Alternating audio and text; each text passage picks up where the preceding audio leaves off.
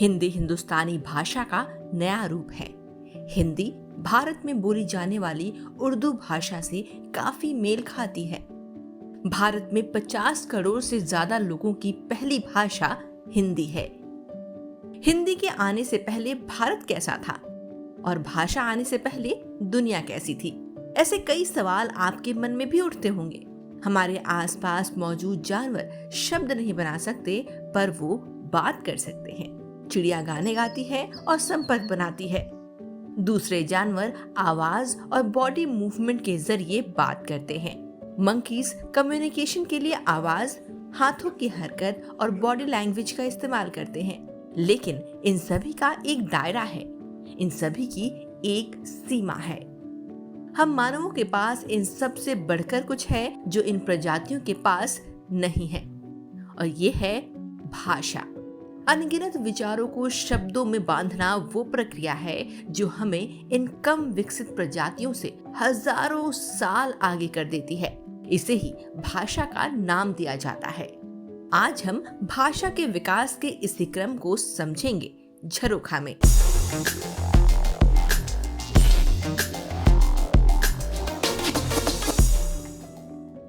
भाषाएं कैसे पैदा हुई? इस सवाल के जवाब में एक थ्योरी जो हर जगह सामने आती है वो ह्यूमन ने जिंदगी को बेहतर करने के लिए इसे बनाया, और सदियों की यात्रा के बाद ये भाषा को सही रूप में ढाला। मनुष्य ने इसे तब बनाया जब उसने शिकार करने, खेती करने और प्रकृति के कहर से खुद को बचाने की जरूरत को महसूस किया। सोशल इंटरैक्शन भी इसका एक पहलू था। लैंग्वेज की वजह से हम अपने थॉट्स, आइडियाज, इमोशंस और इंटेंशंस को दूसरों से शेयर कर पा रहे हैं। हजारों साल की यात्रा के बाद मनुष्य ने एक ऐसा सिस्टम तैयार कर लिया है जिसमें आवाज के खास मायने तय हो चुके हैं। ग्रामर शब्दों का गढ़कर एक लैंग्वेज बन चुका है। कई लैंग्वेजेस ने जहां रिटन फॉर्म को डेवलप किया है, वहीं कुछ भाषाएं ऐसी भी हैं जो आज भी विजुअली काम करती हैं, जैसे American sign language.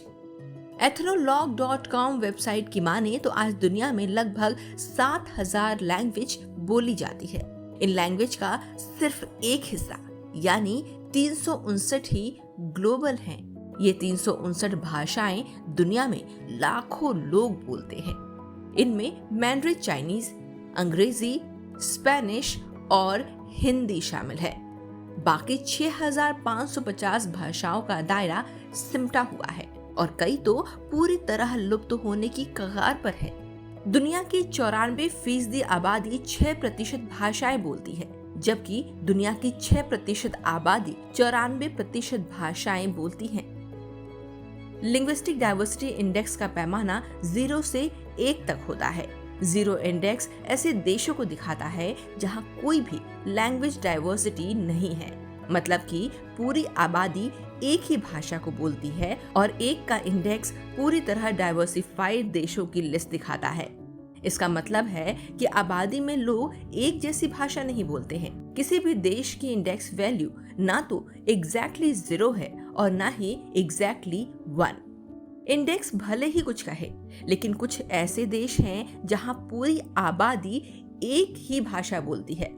Falkland island एक ऐसा देश है जहां लगभग पूरी आबादी अंग्रेजी बोलती है। ये भाषा 18वीं सदी में यहाँ ब्रिटिशर्स के आने के साथ आई थी। वेटिकन सिटी एक दूसरी होमोजेनस जगह है। इस देश में लगभग सभी लोग इटालियन ही बोलते हैं। भारत में बोली जाने वाली भाषाएं कई भाषा परिवारों से जुड़ी हुई हैं। इनमें सबसे बड़ी संख्या है इंडो यूरोपीय भाषाओं और द्रविड़ियन भाषाओं की, जिसे 78.05% और 19.64% भारतीय बोलते हैं। बाकी 2.31% आबादी जिस भाषा को बोलती है वो ऑस्ट्रो एशियाटिक, ताई कड़ाई और कुछ दूसरे छोटे भाषा परिवारों की है और अलग थलग है। भारत दुनिया का चौथा ऐसा देश है जहां सबसे ज्यादा भाषाएं बोली जाती हैं। इनकी संख्या अभी 447 है। भारत से पहले पापुआ न्यू गिनी, इंडोनेशिया और नाइजीरिया का नंबर है। भारत की जनगणना में सामने आ चुका है कि देश में 122 प्रमुख भाषाएं हैं और 1599 दूसरी भाषाएं हैं। हालांकि ये आंकड़े दूसरे सोर्सेज पर अलग अलग रूप में दिखाए गए हैं। ऐसा इसलिए क्योंकि भाषा और बोली का फर्क भी बदलता रहता है। 2001 की जनगणना में 30 भाषाओं को दर्ज किया गया था। ये वो भाषाएं थीं जिन्हें 10 लाख से ज्यादा लोग बोलते थे। तब 122 भाषाएं ऐसी थी जो 10,000 से ज्यादा लोग बोलते थे। ऐसे में 57% से ज्यादा आबादी हिंदी बोलती है। आइए अब हिंदी की बात करते हैं। इस भाषा की बात करने पर दो भाषाएं सामने आती हैं, हिंदी और उर्दू। इन दोनों का विकास देश में मुगल काल में हुआ, जब पारसी भाषा का भारतीय बोलियों पर और खास तौर से सेंट्रल इंडिया पर खासा प्रभाव था। इसी दौर में भाषा को हिंदुस्तानी भाषा का नाम दिया गया। किसी भी भाषा की औसत उम्र 1000 साल होती है। संस्कृत ने मगधी प्राकृत, सौरासिनी प्राकृत, पेशाची प्राकृत, पाश्चात्य प्राकृत, सिंधावी प्राकृत, मालावी प्राकृत और महाक्षत्री प्राकृत को जन्म दिया। मगधी प्राकृत ने उड़िया, बंगाली, असमी, अंगिका और मैथिली को जन्म दिया।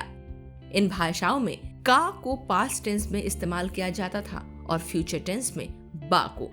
मगधी प्राकृत की दूसरी शाखा से मगही, भोजपुरी, छत्तीसगढ़ी और नागपुरिया भाषा निकली। इसमें का को प्रेजेंट टेंस में इस्तेमाल नहीं किया जाता था। महाक्षत्री प्राकृत की शाखा से दांगी भाषा निकली, जो गुजराती और मराठी का मिश्रण थी। दांगी की साथ ही कई दूसरी भाषाएं भी थी, जिसमें नेवाड़ी, बराड़ी आदि भाषाएं थी। यही भाषाएं दूसरी क्षेत्रीय भाषाओं के पैदा होने की वजह बनी। हालांकि ओल्ड तमिल भाषा भारत की सबसे पुरानी भाषा है और इसका इतिहास 5000 साल से भी ज्यादा पुराना है। उत्तर भारत की सभी भाषाएं संस्कृत से ही निकली, जिसमें उड़िया, मराठी और कोंकणी भी है। लेकिन दक्षिण भारत की 5 द्रविड़ियन भाषाएं इससे अलग थी, जिसमें कन्नड़, तमिल, मलयालम और तेलुगु शामिल हैं। तमिल में संस्कृत के शब्द 7% हैं, जबकि मलयालम में 74%। इस्लामिक शासन के पहले हिस्से में पारसी भारत की आधिकारिक भाषा थी। ये भाषा आधिकारिक तो थी, लेकिन भारत से निकली हुई नहीं थी। लेकिन आम लोग और दिल्ली के आसपास के लोगों ने एक बोलचाल की भाषा का विकास कर लिया था, जिसे मिलिट्री कैंप्स और बाजार में इस्तेमाल किया जाता था। यह हरियाणवी, पारसी और तुर्की का मिला जुला रूप था। इसमें पारसी और तुर्की शब्दकोश थे, जबकि उच्चारण और बात खत्म करने का लहजा हरियाणवी था। academia.edu की माने तो मुगल बादशाह शाहजहां के दौर में इस भाषा को हिंदुस्तानी या उर्दू बोली कहा जाने लगा था। उर्दू इसलिए क्योंकि मिलिट्री कैंप में वर्दी पहनने वाले सैनिक इसे बोलते थे। वर्दी से ही उर्दू बन गया। बड़े शहरों में मिलिट्री कैंट थे और इनके एरिया को उर्दू बाजार कहा जाने लगा। गोरखपुर जैसे शहरों में हम आज भी उर्दू बाजार देख सकते हैं। उर्दू बाजार का उर्दू भाषा से कुछ भी रिश्ता नहीं था, बल्कि ये तो मिलिट्री मार्केट था। अब एक दौर ऐसा आया जब शाहजहां को लगा कि पारसी भारत से निकली हुई भाषा नहीं है और आम लोग इसे अपना नहीं पा रहे हैं। तब उसने उर्दू को आधिकारिक भाषा बना दिया। ऐसा करने के लिए ग्रामर को भी बदला गया। हालांकि ये ऐसा वक्त था जब बंगाल में कोर्ट लैंग्वेज बंगाली थी।